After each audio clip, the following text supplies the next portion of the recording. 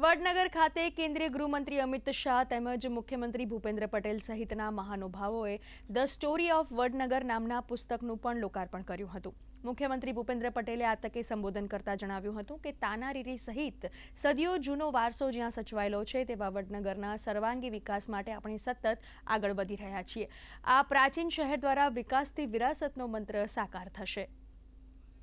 વડાપ્રધાનશ્રીના માર્ગદર્શનમાં રાજ્ય સરકાર પણ વડનગરના સમૃદ્ધિ સાંસ્કૃતિક વારસાની જાળવણીની સાથે આ નગરને જરૂરી પાયાની અદ્યતન સુવિધાઓ તથા પ્રવાસન વિકાસના સુવિધા આપવા માટે પ્રતિબદ્ધ છે।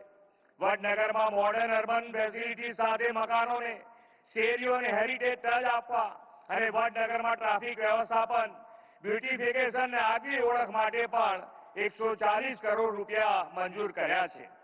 મલ્હાર રાગ ગાઈને સંગીત સમ્રાટ તાનસેનના દેહના દહને શાંત આપનાર વડનગરની બે બહેનો તાના અને રીડીની સ્મૃતિમાં દર વર્ષે તાના રીડી સંગીત મહોત્સવનું આયોજન પણ વડનગરમાં કરવામાં આવે છે।